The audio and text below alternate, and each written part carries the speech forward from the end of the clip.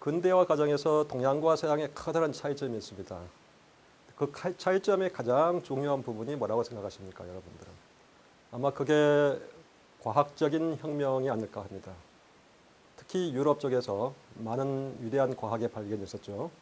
우리가 잘 알고 있는 프란시스 베이컨의 어떤 과학적인 사고의 발견, 그 다음에 우리가 잘 알고 있는 아이작 뉴턴의 여러 가지 자연의 법칙, 뭐 갈릴레오 그런 사람들. 근데 유난히 영국에서 많이 나왔습니다. 왜 그랬을까요? 아마 영국이란 나라가 섬나라였었고 경험을 많이 강조했었고 그런 가운데 어떤 따분한 철학보다는 과학이라든지 어떤 실질적인 학문을 중요시했던 것 같습니다. 특히 17세기, 8세기에 이제 그런 과정이 많이 벌어지는데요. 우리가 가장 잘 알고 있는 아이작 뉴턴, 바로 그 사람의 얘기가 일단 모든 과학이 대중화되는데 결정적인 영향을 주고 있습니다. 또 뿐만 아니라 저희들 잘 알고 있는 의사 출신 로크라는 유명한 정치 철학자, 그 양반도 영국의 명예혁명 무렵에 대단히 중요한 철학적인 발견이나 인간에 대한 이해를 하게 됩니다. 이러한 과정 때문에 영국이란 나라가 계몽에서 아주 앞서갔던 것이죠. 그뿐이 아닙니다. 지금 저희들이 마시고 있는 커피가 언제 유럽에 소개되었느냐? 1650년입니다. 바로 그 무렵에 아라비아 쪽에서 커피가 맨 처음으로 들어왔던 거죠. 근데 처음에 커피가 들어와서 말이 많았었습니다. 이게 남자의 정력을 감퇴시킨다. 그 다음에 커피라는 것은 우리가 마시면서 이게 조금 이렇게 치워서 안 하거든요. 그냥 마십니다. 그래서 이게 조금 불충한 드링크라는 말도 있어서 사람들이 상당히 꺼렸던 것이죠. 특히 왕족들이 별로 안 좋아했던 거거든요. 근데 그럼에도 불구하고 커피가 아주 대단히 인기를 얻게 됩니다. 그래서 바로 그 인기 있는 그 커피에 마시는 장소가 어디겠습니까? 커피 하우스입니다. 그래서 커피 하우스에서 커피만 마시겠습니까, 사람들이? 책도 보게 되고, 신문도 읽게 되고, 뭐 주식 거래도 하게 되는 거고, 여러 가지 어떤 공공 서비스가 이루어지게 됩니다. 그러한 서비스를 하고 있는 부분들이 이제 과학은 물론인 것이고, 여러 가지 정치 문제를 토론할 수 있는 그런 장이 만든 것이죠. 그래서 그 장에서 우리가 이제 얘기되고 있는 부분들을 보통 공공성이라고 그렇습니다.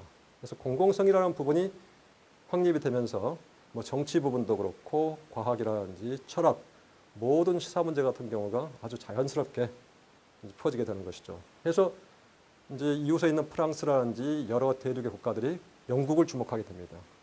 그 중에 대표적인 국가가 프랑스 아니겠습니까?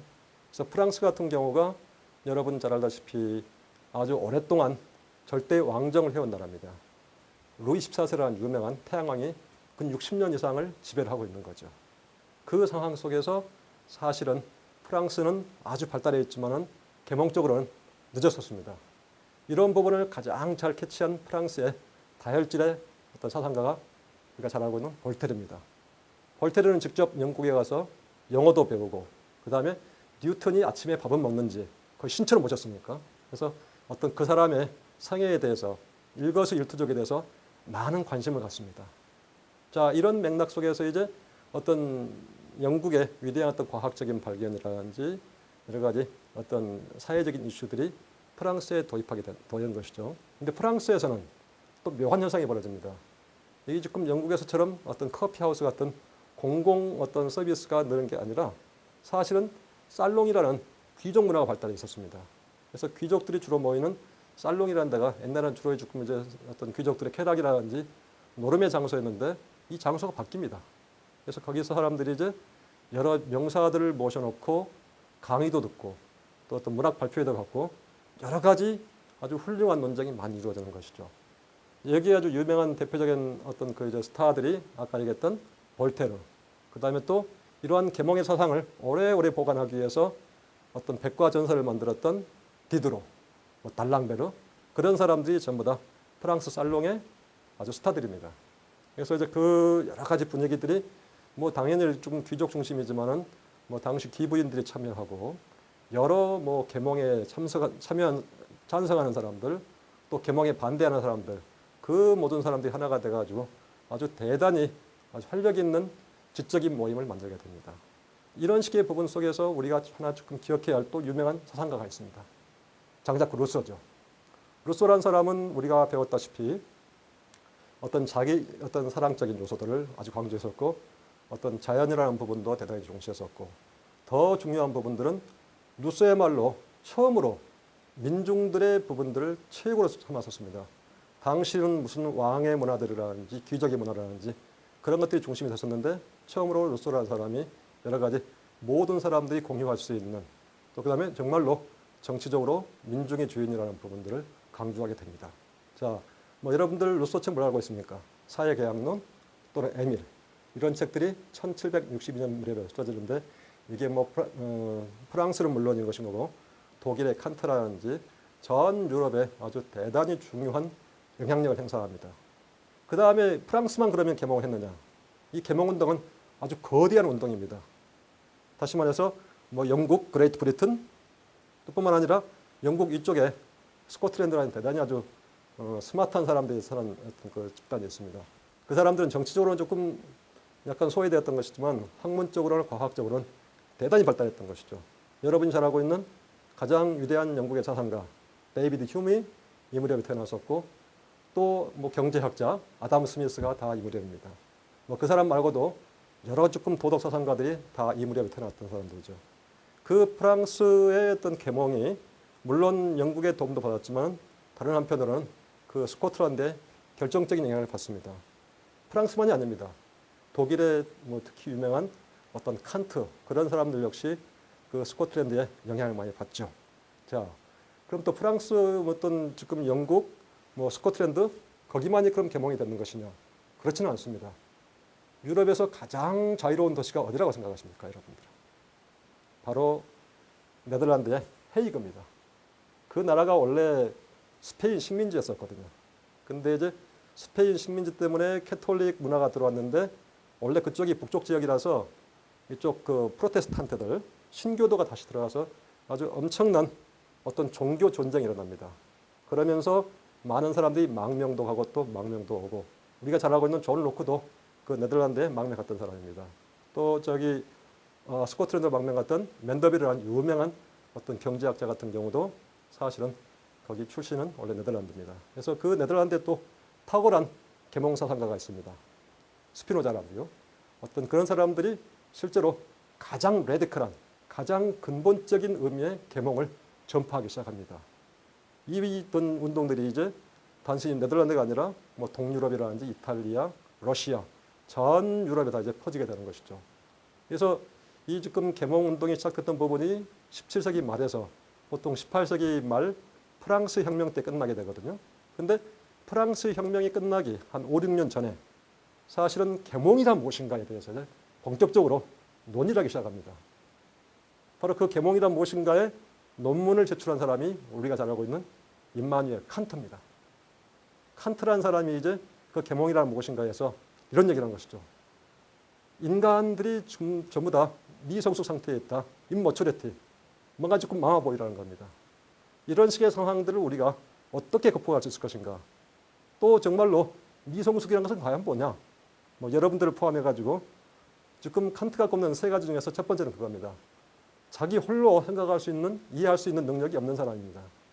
그 다음 두 번째, 자기가 조금 고민거리가 있는데 뭐 연애를 했던 것인가 여러 가지 어려움 때문에 그런 식의 부분들을 누구한테 의존해야 돼요. 뭐 정신과 의사한테라든지 아니면 목사한테라든지 또 특히 여러분들 조심할 게 하나 있습니다. 밥 먹는 거, 먹는 거 여러분들이 결정 못하게 되면 그것은 미성숙입니다. 이런 식의 부분들을 우리가 사실은 다 혼자서 해결할 수 있어야지만이 이게 어떤 계몽으로부터 벗어난 상태가 거든요. 뭔가 미성숙에서 어떤 성숙으로 가는 의식이 생기는 겁니다. 자, 근데 칸트의 재미난 것이 물론 독일이라는 나라는 프랑스처럼 나중에 혁명하지는 않습니다. 그런데 그 나라가 정신적으로는 대단히 성숙한 부분이 있었던 것이죠. 그래서 항상 칸트의 관심은 지금 독일에서 유럽에서 무슨 일이 발생하고 있는 것인가 하는 문제에 항상 관심이 있었던 거거든요. 자, 그런 가운데에서 아까 얘기했던 것처럼 사람들이 이제 그 미성숙으로부터 벗어나는 데 있어가지고 최소한 여러 가지 단계가 있는데 첫 번째, 그 미성숙에서 정말로 문제가 되는 부분이 사실은 종교적인 미성숙이었습니다. 자기 종교가 맞고 내가 캐톨릭인데 캐톨릭만 옳다고 보는 부분들. 그런 것 때문에 사실은 17세기부터 19세기 사이에 엄청난 피를 흘리게 됩니다. 그래서 그게 이제 가장 사실은 어렵고 또 우리가 볼 때 아주 가슴 아픈 그런 하나의 이제 혁명적인 이제 어떤 상황이었던 것인데 이 부분들을 극복하기 위해서 우리가 이제 해야 할 부분들이 어떤 것이냐? 그럼 한 개인이 계몽할 수 있는 것이냐? 사실 이게 어렵습니다. 왜냐? 우리 나름대로 어떤 습관이 있는 거거든요. 그 습관을 깨뜨리지 않고서는 계몽은 안 되는 거죠. 그래서 그 습관들을 깨뜨리기 위해서 가장 좋은 방식이 같이 민중이나 대중이 움직여야 되는 겁니다. 바로 그 칸트한테 대중의 의미를 심어준 사람이 루소죠. 그래서 루소가 있었기 때문에 칸트라는 사람은 그야말로 계몽이라는 것이 한 개인의 문제가 아니라 여러 사람들이 동시에 깨우칠 수 있어야 된다고 했던 거거든요. 그럼 깨우치려고 했을 때 가장 중요한 조건이 뭐겠습니까, 여러분들? 뭐라고 생각하십니까? 자유입니다, 자유. 프리덤. 전적인 자유입니다. 자유가 없다는 얘기는 실제로 내가 구속이 된 겁니다. 그래서 가장 자유로운 상태의 사람들은 계몽이 가능했던 것이죠. 사실 그 계몽을 위해서 우리가 이제 자유가 중요하다고 했는데 이게 우리가 무조건적인 자유가 있는가 하면은 그 자유라는 것이 여러 가지로 구속을 받습니다. 여러분들 내 의지 문제, 또 여러분이 실제로 뭐 예수라든지 중요한 권위가 있으면 거기 껍벅 죽는 거거든요. 그거 조금 자유로운 상태 아닙니다. 그렇죠? 또 여러분의 태도, 최소한 그런 식의 측면에서 완전히 자유로울 수 있는 부분이 계몽에서 가장 중요한 부분인 것이죠. 또 반면에 우리가 꼭 그것만 되는 것이 아니라 사실은 시민적인 자유가 필요합니다. 다시 말해서 군인도 필요한 것인 거고, 뭐 세무 공무원도 필요한 것인 거고, 목사도 필요하고, 이제 그런 사람들이 활용할 수 있는 자유라는 것은 일종의 사적인 자유입니다. Private use of reason. 그래서 우리가 사실은 그런 사람들한테는 많은 걸 다 따질 수 있습니다. 모든 걸 다 욕망할 수 있습니다. 하지만 그 사람은 어떤 여러 가지 질서에 복종해야 되는 것이죠. 세무 공무원, 어떤 공무원을 썼던 역할을 다 해야 되는 것이니까 그 점에 있어서는 사실은 예의가 없는 거죠. 대신에 학문이 발달하고 정말로 사회에 대해서 어떤 무조건적인 비판할 수 있는 부분들은 우리가 그 이성을 공적으로 사용한다고 얘기합니다. 이 공적인 사용 속에서 사실은 지금 우리가 말하고 있는 계몽이 일어나게 되는 것이죠. 그래서 계몽이라는 것은 결코 한 개인의 문제가 아니라는 거. 그 다음 또 계몽이라는 것은 정말로 인간의 어떤 사고방식을 근본적으로 바꾸는 거거든요. 그 사고방식을 근본적으로 바꾸는데 결코 혁명은 안 됩니다. 왜 안 될까요? 뭐 혁명이 가장 좋아 보이는데 그 이유는 혁명이라는 부분은 또 다른 복종을 낳을 수 있는 권위를 만들거든요. 근데 사실은 지금 계몽에서는 권위가 필요 없는 것이죠. 그래서 항상 전폭적인 자유를 통해서 우리가 점진적으로 계몽에 나갈 수 있는 겁니다. 자, 그럼 지금 우리는 계몽의 시대에 살고 있는 것인가? 어떻습니까? 다들 많이 배웠고 모든 깨우침을 가졌으니까 계몽처럼 보이지만 사실은 그렇지 않습니다. 우리는 지금 계몽의 시대를 살고 있습니다. 계몽이 된 시대가 아니라 뭐 지금 역시 우리가 사실 해야 할 부분이 많습니다. 특히 어떤 인간의 사고방식을 근본적으로 바꾸는 부분들은 그야말로 교육이라든지 아주 피나는 노력이 필요한 것이죠. 그것도 한 개인이 아니라 전 민중, 전 집단이 다 같이 자유로울 수 있는 부분들. 바로 그게 계몽인 것이죠. 그래서 이런 계몽이라는 것은 기본적으로는 시민적인 자유, 시민적인 질서가 중요합니다. 하지만 정말로 계몽을 위해서는 전폭적인 자유, 어떤 우리가 그 자유를 가장 이성적으로 활용할 수 있는, 공적으로 활용할 수 있는 그런 차원에서 우리가 계몽을 얘기할 수 있다고 볼 수 있습니다.